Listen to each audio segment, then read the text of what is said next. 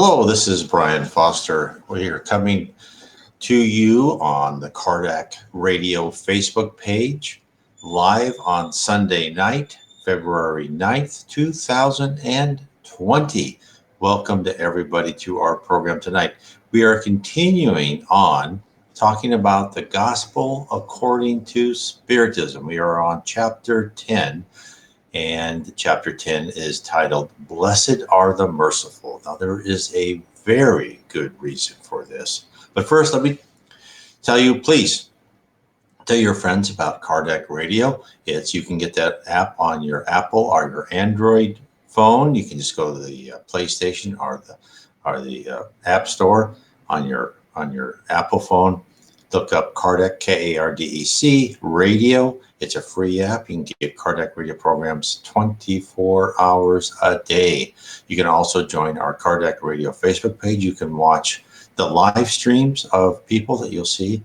There's a lot of different Spiritist literature and presentations posted to this site. So please join Kardec Radio Facebook page. I also have this video of mine will be posted tonight to my YouTube and my BitTube channels. So again, if you would like to also share this presentation with others on Facebook, please subscribe, ring the bell on YouTube and BitTube. Please comment and share the video to other people who are interested in Spiritist literature.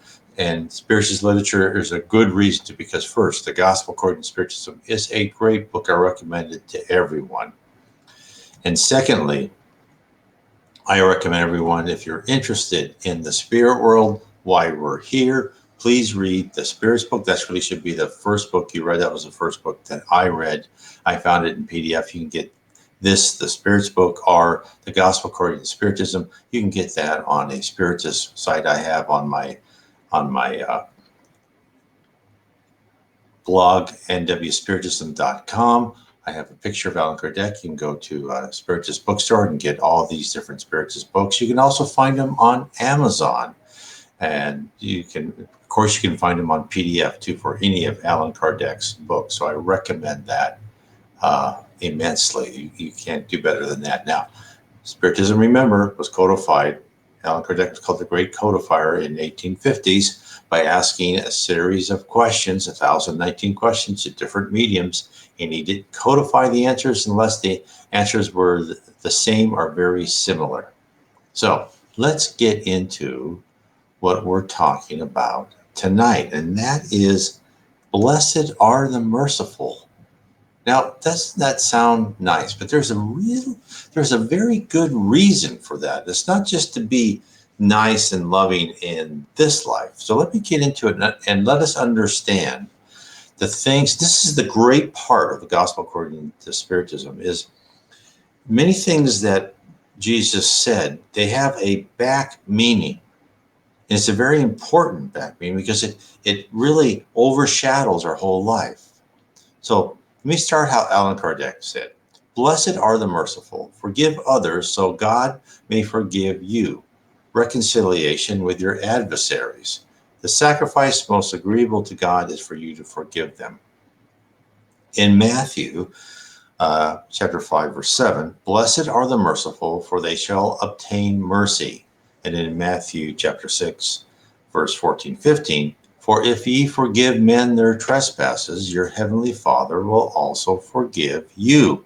But if ye forgive not men their trespasses, neither will your Father forgive your trespasses. So, and then the last thing that Allan Kardec wrote was Matthew chapter 18, verse 15, 21, 22. Moreover, if thy brother shall trespass against thee, go and tell him his fault between thee and him alone. If he shall hear thee, thou hast gained thy brother. Then came Peter to him and said, Lord, how often shall my brother sin against me, and I forgive him? And Jesus said unto him, and he said, not unto thee until 7 times, but until 70 times 7. So what people usually bring this, and what I did when I first read the Bible, is you should forgive people because that is the correct and nice thing to do. And Allan Kardec expounds on that aspect, kind of the aspect that we all understand, which is kind of the forefront of the message of the New Testament. And that is, Allan Kardec wrote that mercy is a complement to mildness, because the person who is not merciful cannot be mild and pacific. Mercy consists of being able to forgive and forget all offenses. Hate and rancor denotes a spirit without any elevation or magnanimity. Being able to forget offenses is the mark of an elevated soul, which does not perturb itself with the blows it may be dealt. The one is always anxious, of a dark susceptibility and full of bitterness, while the other is calm, full of sweetness and charity. Woe to those who say they'll never forgive. If these people are not already condemned by mankind, then God will surely condemn them. What right has a person to demand forgiveness for their own faults if they are unable to forgive those of others? Does not Jesus teach that mercy must have no limits? So let's talk about kind of the front message of what this is, of forgiveness. Well, when Jesus was talking to the people at the time, which is 0 AD to 30 AD, let's say, and then as the church went on, he was really telling them is be forgiving.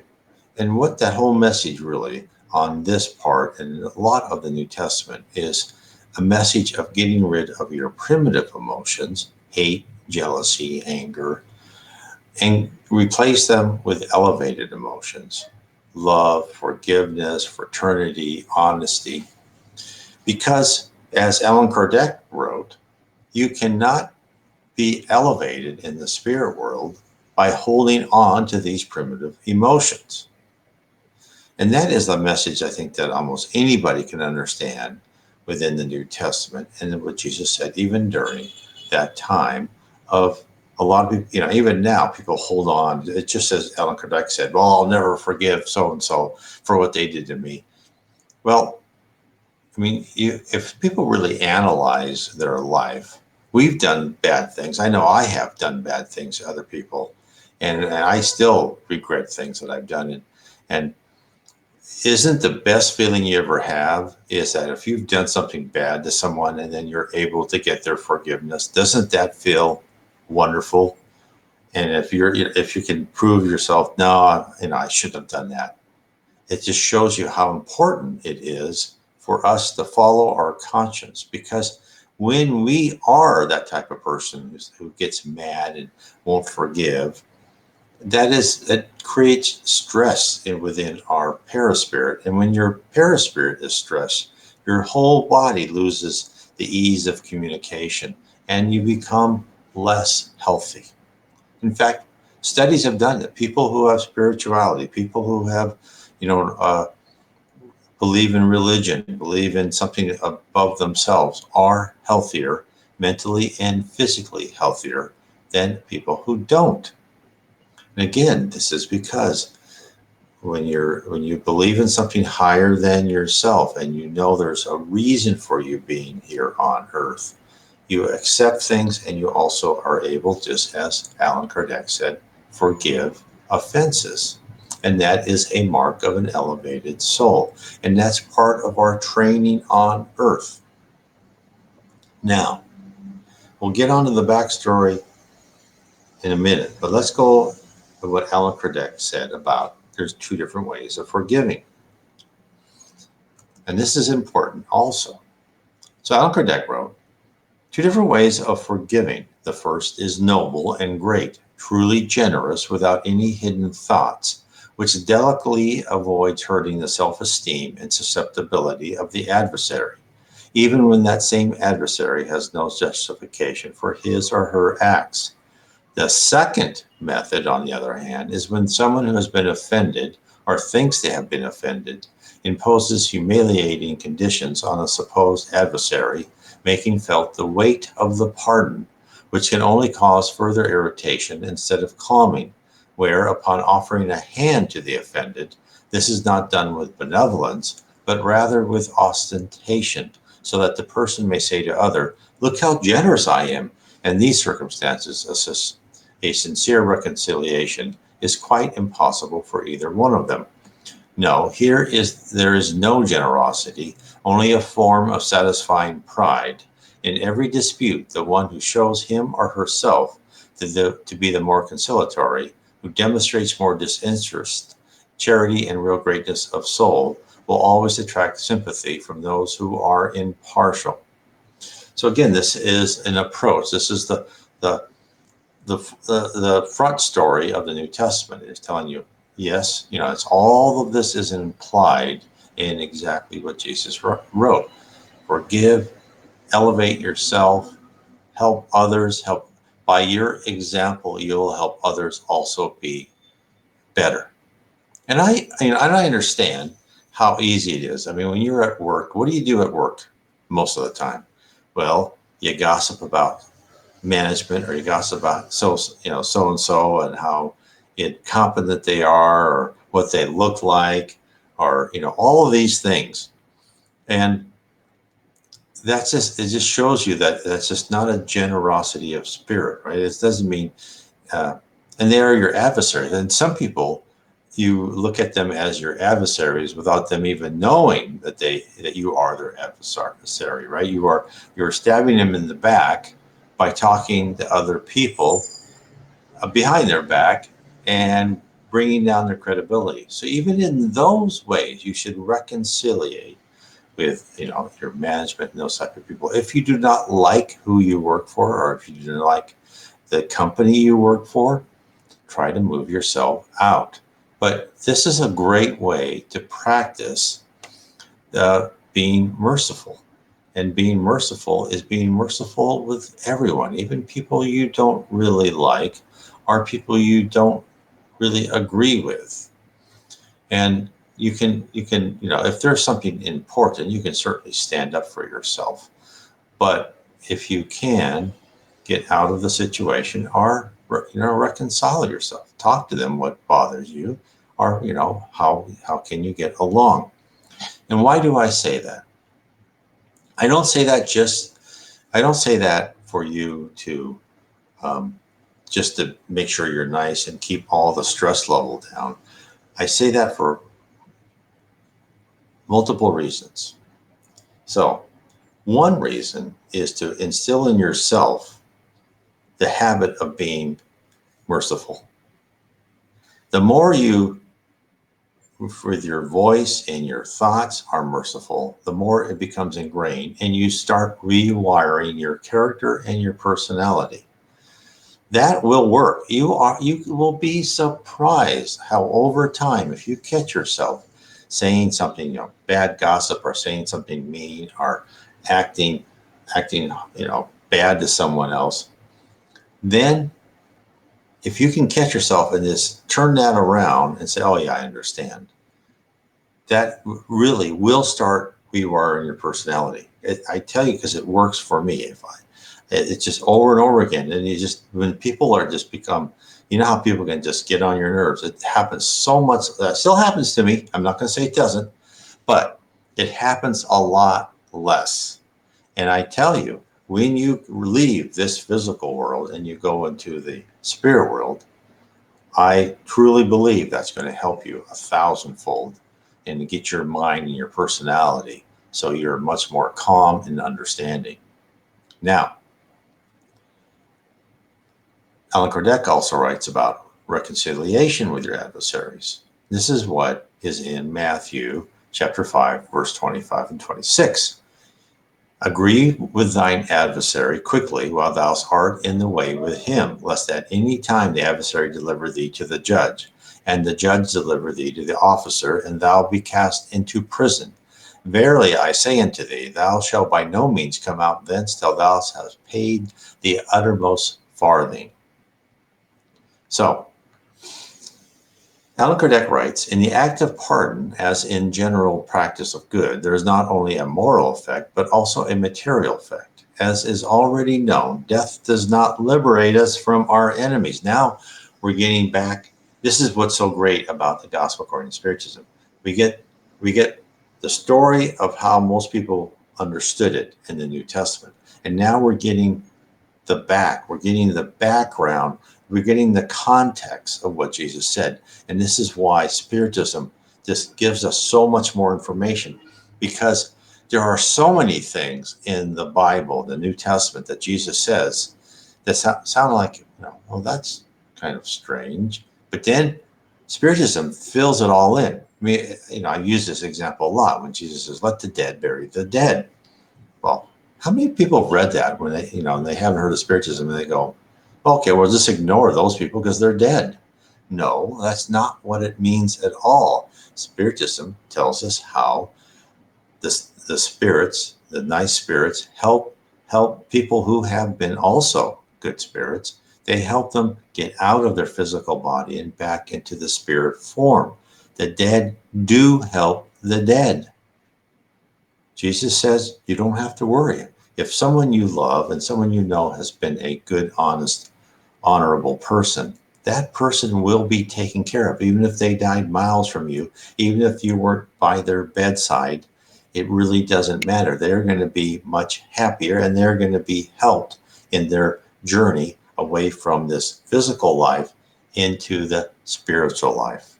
Now, again, reconcile with your adversaries. Now, when Jesus said, "Thou shalt by no means come out till thou have paid the uttermost farthing," right? The last penny. Well, why would Jesus say that? Because, someone just says there's lagging Wi-Fi issues. Is there any issues for anyone else? It looks okay for me, but on my side, but I don't see, and it looks like I have good. Anyone else have issues? Please let me know. But I don't see any on my side for this live stream. So I'll continue on. So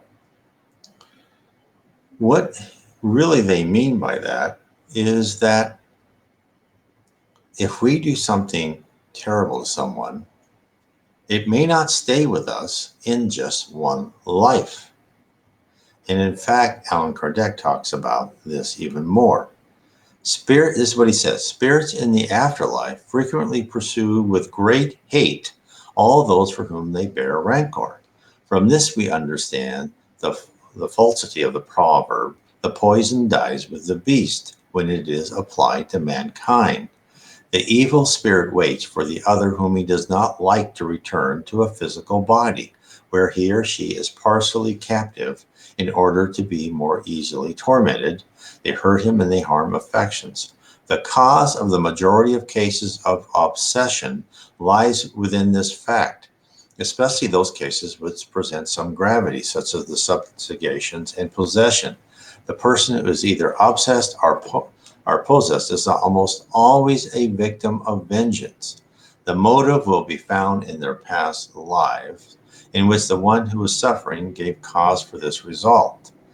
God allows this to happen in order to punish the evil which was originally committed, or, if this is not the case, for the lack of indulgence and charity through the refusal to grant a pardon. Consequently, from this point of view of future tranquility, it is important that each person makes amends for all grievances which may have been caused to neighbors as soon as possible. So let's talk about this. You really don't want to have unreconciled problems with people. The spirit world doesn't like it, and so they'll do a couple things. One is, and I've known cases like that, is if you have something that you're really at loggerheads with someone, you may be born in your next life. You'll be born in the same family. You may be brother and sister, or someone who had great passion and treated that person terribly, but loves them, right? They might be born brother and sister, so the woman or the man would have to love them with a brotherly or sisterly love instead of this unleashed passion. Or it could be an uncle or an aunt, or anything. Is that you'll be born into the same family, so you're together and you learn to reconcile your past differences. Now, as Allan Kardec just wrote about, you may have spirits who are not in incarnate or in the spirit world who are actually trying to hurt you and, and make your life miserable. And this, again, is one of the ways as how the spirit world fights evil, right? How they're going to let that person be obsessed and bothered. And that person, when they go back to the spirit world, will understand why they were a victim of vengeance. And they will inside their mind, they will say, I will never do that again, right? And this is, as I said, when you think of in our movies, the good guys goes into town, but how does the good guy work? He usually kills everybody. Well, that doesn't work in the spirit world because no one can be killed. We're all immortal. So all you're doing by killing a bad person is you're sending them back to the lower zone or the dark abyss where they'll just keep doing bad.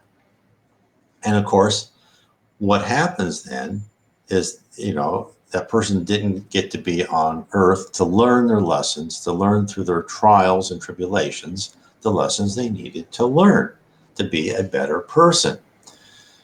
Now, when I say the spirit world fights evil with evil, so when that bad person then goes back into the dark abyss, who are they surrounded with? They are surrounded with people exactly like them, are similar to them. So what that means is they get treated as they treat others. Finally, almost everyone who's in the dark abyss or the lower zone, the umbral, as the Portuguese, it says in Portuguese, is they find, I don't like this. I don't like being treated as I treat people. I don't like, being treated like I'm dirt or I'm a slave or being treated sarcastically all the time. And they finally get tired of it and they ask for help. That is how we should also help others in our physical life, is we should understand the person who's bugging the heck out of us is many times, there's a couple things. Many times that person is there for a reason to challenge us and to test our patience, for us to learn how to be more patient. And that person can also be an immature spirit. So I also have a question here. What about the second death? So I'm not quite understanding what you mean. In what context is the second death? So if you can expand on that, so I will answer that question, but I'm not quite following that. So that person will eventually become a better person, but they'll have to go through many, many lives. Now, let's talk about the person who's bugging you. Now, if you can get in your heart to look at that person differently, because what happens when someone gets, we get mad at someone, we personalize that and we say, I hate that person. Instead of personalizing and saying what a terrible person that is to cause you a problem, you need to look at that person as an actor in a play that fulfilled a part to extract a certain stimuli from you, lose your patience, lose your, use your calm, whatever, for a reason. Because almost nothing happens without a reason here on this planet of atonement, right? Our lives are predestined. We have free will, but our free will isn't that broad. Our free will is mostly as our attitude and some choices. So that is what we have to work out. Now let's talk about subjugation and possession, because there are spirits who really hate, and there are people who really hate other people.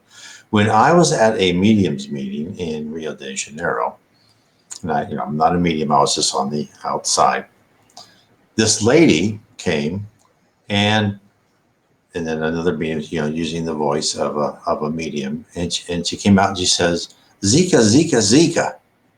And she said, oh, and she was in the spirit. She had just recently died from the Zika virus. This was like 3 or 4 years ago. I think Zika was really hitting Brazil at that time.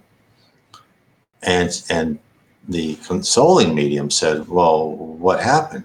And she said, well, I wanted my neighbor to die from Zika, but instead I died from Zika, and I still want her to die from Zika, which is, I mean, it was hard. You know, I was just incredulous look, and I was just, you know, trying not to smile or laugh at that, because it just shows the primitiveness of that emotion from that, you know, God love her soul, of, you know, she must have been praying to have her neighbor who she hated for some reason, I never did understand the reason, that she would die from Zika. So and this is another layer of the story, is that this kind of shows you what happens when you pray for something bad.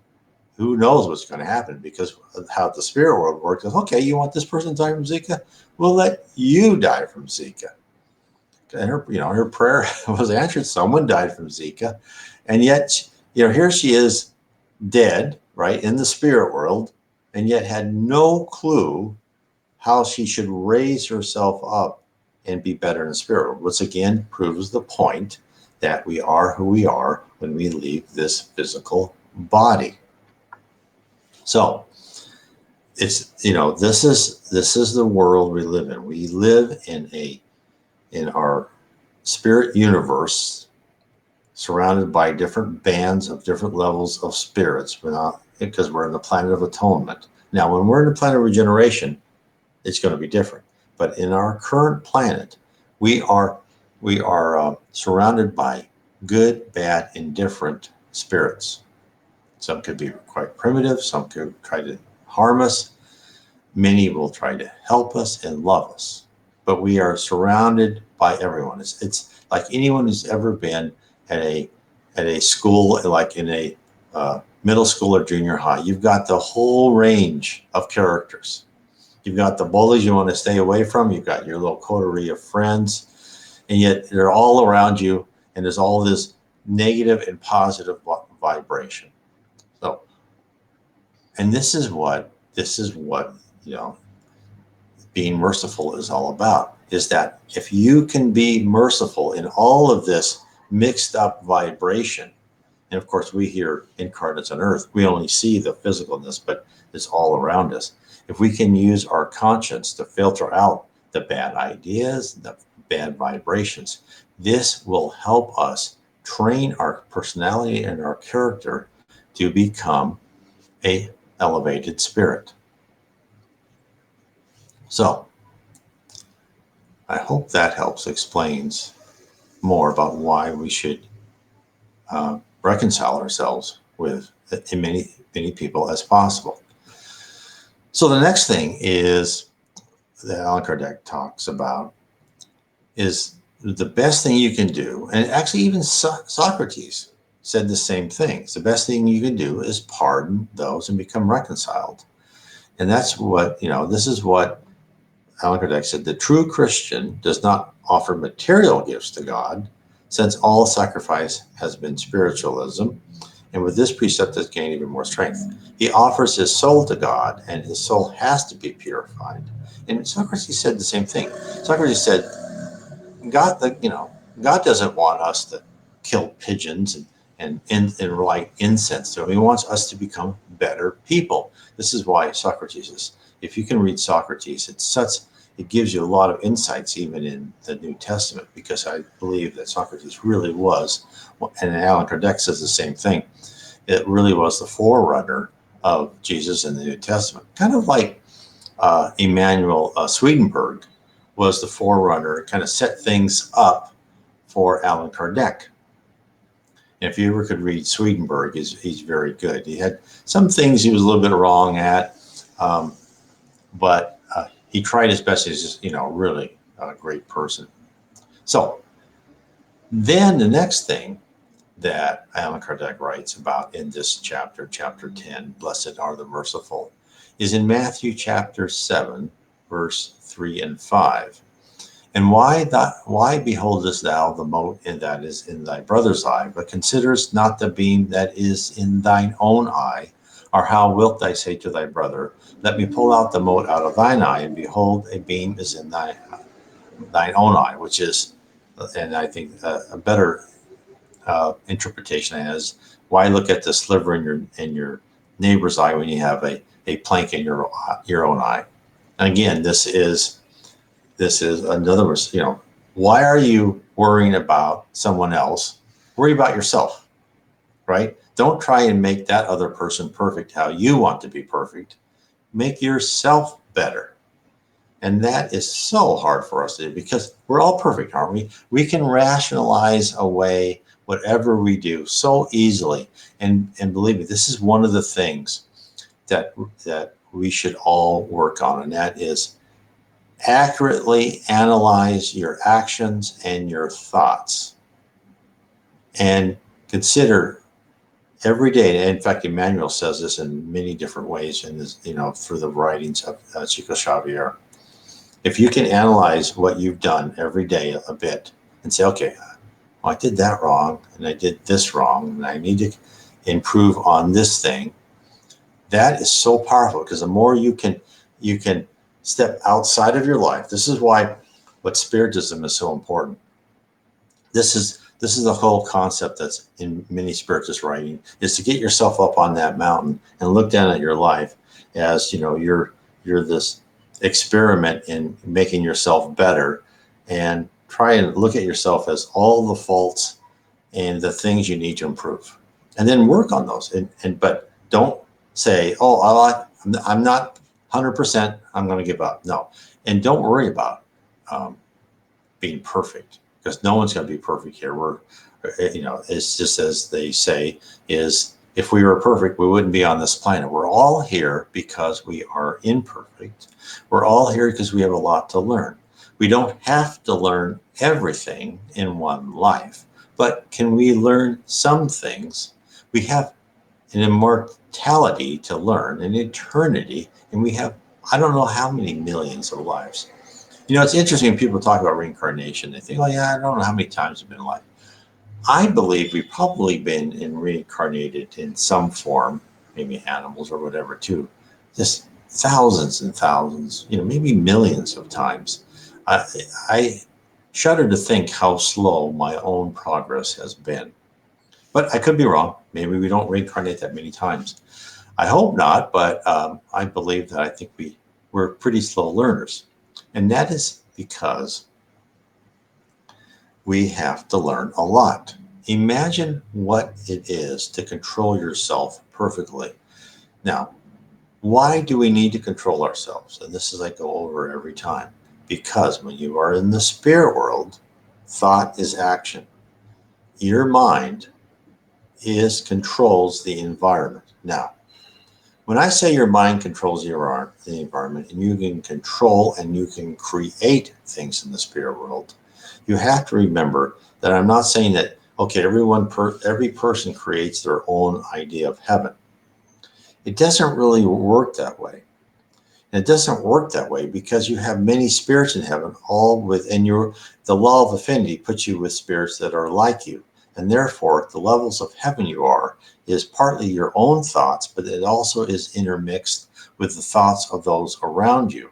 So on earth, it's objective, right? You are the table is the table, the chair is the chair, the building is the building, the forest is the forest. It doesn't change except with the seasons. In the spirit world, in heaven, the building can shine or not. The trees can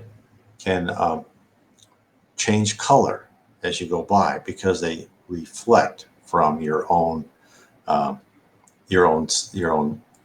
ideas and personality and character. Things are more subjective. Now, I have a question here. Why does Spiritism not believe in reincarnation into an animal? Let's talk about that for a second. What Spiritism says is we don't regress, we don't retrograde, we don't go backwards. Even if we were on a superior planet, a planet of regeneration, and then we did something pretty wrong, and we had more things to learn, and we go to a planet of atonement, we as our spirit do not regress. We still have free will. We're still learning. We're still probably a little bit more advanced than the other people on the more primitive planet that we went to, we always progress. We may park ourselves at a certain level. Now, in the past, we probably have been animals. I believe in the past, we probably started as this little logical, subroutine or app that has, it's more, more of automatic synapses, right, of things we're supposed to be doing. And then we make it into an ant, we make, some insect, bacteria, and then higher and higher animals. And then finally we have enough into, from the higher animals, let's say an ape or something like that, we can then, they'll let us go to a primitive planet, and we will go, instead of just living by our instincts, we'll have more and more free will. In the spirits book, in the spirits literature, even animals have some little, nothing's black and white. You don't get everything. It's just like this, boom, boom, boom. Even animals, and you've seen dogs and cats, right? They have some free will. They mostly live on their instinct, but there's some things they do. But here, our free will as a human, our human-like soul, and other planets, we do not, they don't interrupt or interfere with our free will. So I hope that answers the question. No, we do not ever regress in our reincarnation. We only stay the same, or we progress. So, as we're talking about, thoughts are actions in the spirit realm. So as you go higher and higher, you're going to be mixed with higher and higher spirits. Your thoughts kind of are all in sync, and without, how else would the spirit world work? This is what's so wonderful about Spiritism. It all becomes so logical. And how else would you have these immense number of spirits with this omniscient, power of thought? Can you imagine everyone here on the earth having the power to create what they want? They would all walk down the streets, and the houses would all turn different colors, and the streets would look different, and the skyline would look different. Everyone who walked by. No, it doesn't work that way. It works that way with people get together, and they work out by their being on a kind of a same level of spirituality. They work out what the environment looks, or then they get together and they say, let's create this building. Let's create this whole environment together. And then that spirit puts that into being, and that tree or that house stays, nothing degrades, right? In time, when you talk about time in the spirit world, the time is different. There is duration, as they say. You build that house to last forever, or you build that house to last a certain duration, or until another spirit or superior spirits want something different. And in fact, time is, you can see time, and the higher the spirit, the more they can see. If they're down here on our physical earth, they can see the past, the present, and the future. A pretty base spirit, let's say, a normal spirit, can see some past, present, and some future. The higher spirits can see a longer span of time. Jesus Christ can probably see our lives over a whole arc, maybe thousands of years. I do not know. But that is, the higher you go, the more you can see this, which becomes really strange when you think, how can they know the future? And I think a lot of that, you see that from people's NDEs, and you see hints of that, is where they say, well, they see this mathematical progress of everyone, and they can, with statistics, they can usually figure out what they're going to do. So if you do a Monte Carlo type simulation, enough times, you kind of say, what's the line that they're going to follow, and so I'm sure that's in there. I mean, it's just, there's so much things we don't understand, but what Spiritism does tell us. It is just amazing that they can see our future. And in fact, when the first Spiritist meeting, mediums meeting, I should say, I was in, my wife and I were given a message. And our message was, and I've said this before, it's that, you have failed time and time again. But it said, but according to the Father, you're here, you're here to help talk about Spiritism.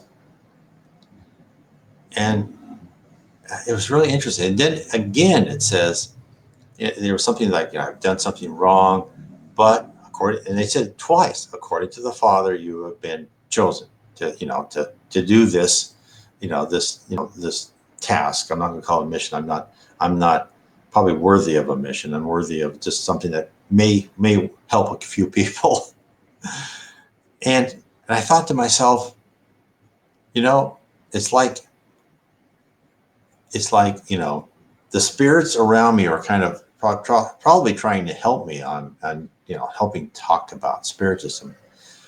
I think of like what it would be like if I was on a team in a company, and I've been in a situation where I was a project manager, led a team, and then a manager comes by and goes, I want you to have Ralph on that team. I go, Ralph? He goes, he's incompetent. It's going to be terrible. It's not going to help. But then I think, okay, the VP or president, they want Ralph. Okay, I'll put Ralph on there. But if Ralph is on there and the project doesn't work, I can blame someone and I can say, hey, you made me take Ralph. You ruined the project. So I can protect myself if something goes wrong. That's kind of how I thought. I thought, well, maybe that's, it must have been how other people thought when, they said, when they said, well, the Father commanded us to put you on this team. And I don't know if I'm interpreting that right, because I may interpret it wrong. It's like, okay, you're going to use this guy, but even though everyone else around you knows that you're a screw up, because I've been told I've done things wrong over and over and over again. In fact, everything that people tell me, mediums tell me about my past lives, I've never heard anything good I've ever done. It's always something bad. So, and as I said before, I'm hoping I can set myself an example of someone who is not a very good person can improve themselves through the trials and tribulations they go through. Thank heavens, thank Jesus, thank God, of things that teach us. And I've probably been through a lot worse lives. I probably should kiss the ground every day that I'm on a life that I'm not just tortured or something for all the things that I've been told that I've done wrong. So I must have been through some pretty bad past lives to tell me to kind of hit me on the side of the head, because I'm sure I have been a very slow learner in the past, to tell me that I need to be a nicer person. So anyway, I went off tangent there, but it's very interesting. And again, this is, even though I'm going off tangent, and you should do the same. This is why the Gospel according to Spiritism, when you read these things, it's really interesting. And in fact, when you start reading about near-death experiences and you see these different near-death, people are told the same thing. When they were saying, forgiveness and look at other people, there's this one near-death experience of this woman said, I've always been very judgmental of other people. And I've always had a quick temper. And then when I went to my NDE, they put me into this situation where not only could I see my own thoughts, but I could see the thoughts of other people. And what I found out is everyone wants to be loved, and everyone feels bad when someone's being mean to them, yelling at them, or thinking they're not very good. And no one wants to have that caused to them. And so this lady who had NDE just completely changed their attitude. So this is why from NDEs and reading about Spiritism, you can really kind of broaden your horizons. And then this takes us to the next part within chapter 10, which is, do not judge others if you do not wish to be judged. In return, he is that without sin, let him be the first to cast the stone. Now, I just had a question here. Do mediums have the ability to see our past lives? Some do, some don't. And let me tell you this, many people are not permitted to know their past lives. because it may actually be bad for them to know their past lives. It may not be helpful for them to learn the lessons they should be learned. That's probably why when I've heard about my past lives, I'm only allowed to learn some things, and then those things, are a stimuli to help me think of them. But let me say this about past lives. You can pretty well judge what you have done incorrectly in your past life by lives, I should say, by what is happening to you now. If you've had a terrible marriage, if you have had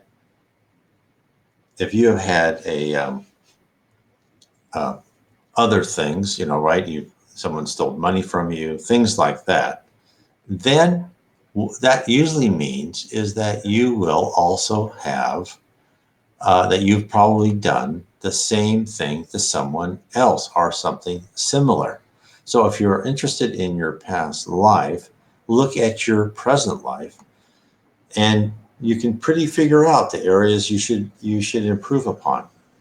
Why? Why do I say that? Because this is the whole process, and this is what Spiritism is so great. It tells us is the process of which we improve ourselves is composed of karma and reincarnation. Some of them. There's other things. Let's look at those two first. The life you're going through now that you've been incarnated into, that plan has been created by probably a majority of your past life by the karma that you accumulated, good and bad, and therefore your lesson plan, by taking into account of the karma you had in your previous life, is what your life is today.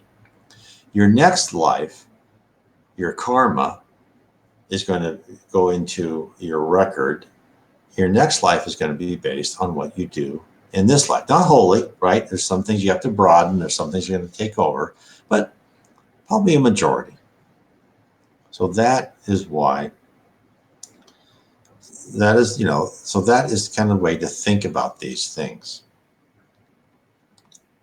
Okay. So we were saying about not judging others.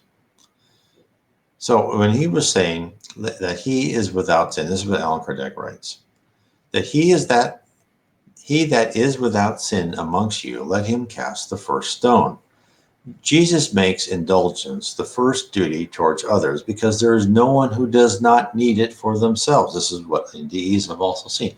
They need indulgence, right? We are all inside ourselves, these little kids who want love and appreciation and affirmation.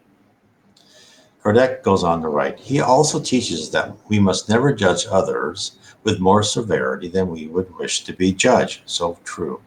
Nor condemn in others with that which we condone in ourselves. Before chastising someone for a fault, first let us see if that same censure could be applied to ourselves. Reproach may be launched against a person for two reasons: to suppress evil or to discredit the persons who act or criticize. In this last intention, there's absolutely no excuse, because here exists only malice and slander. So what is he saying? He's saying that don't discredit the person. What does that do? It doesn't teach them anything. But if you're trying to reproach a person to say, don't do this, this is not good for you, as Allan Kardec says, suppress evil. I think now more modern spirits like is suppress kind of a wrongful act, or maybe you're on the wrong path. That is laudable, and Allan Kardec says that's laudable and becomes even a duty in certain cases, and a good may come of it. And then you probably have been a device to help that person, maybe unknowingly, but you're probably a device to help that person. And because if we don't try and help others from doing things like this, then we don't help society as a whole. So I want to thank everyone for being with me tonight. I think we've come to the end of our time, and I would just like for everyone to know that if you would like to learn more about Spiritism, there's a couple ways of doing it. One is I have my blog, nwspiritism.com, and I also have a book where I talk about my own personal experiences on Spiritism. It's called The 7 Tenets of Spiritism, How They Impact Your Daily Life. And I talk about my own journey of how Spiritism helps me, how I look at the signs and signals of Spiritism. Now, if you want to talk to someone and get interested more in Spiritism, I suggest you go to spiritismstudy.org, and you can set up a time to talk to me or other people, and we'll just talk about what you want to talk about Spiritism. No, there's nothing complete, we're not going to ask you questions you have to answer something or study something you don't want to study. We'll just talk and see how you want to have more things. So, and I love that. And I really would love more people to do that, because I learned so much about how people look at different issues and different aspects. And because everyone learns different, right? Some people will read the Spirit's book and go, oh, that's perfect. That's how I was, right? But then again, this is why I wrote my books, is because I know some people, that it's too dry, or just, I don't know, it just doesn't hit them the right way. And that's why I consolidate a lot of this learning and put it in a different format. The other thing I'd like people to do is tell your friends, and if they have Netflix, please watch the movie Kardec. It is a great movie on Netflix, and it kind of goes through how Kardec wrote the Spirits book, how he became interested in Spiritism, how he started believing in spirits from a person like me, like, oh, ghosts, that's just, figment of your imagination. So it should be interesting. I would recommend everyone look at that. So again, if you can, please subscribe to my YouTube channel, our BitChute, our BitTube, and please tell your friends, share this presentation with other Facebook groups or whoever you can. And I want to tell everyone, God bless to everyone tonight. God bless you.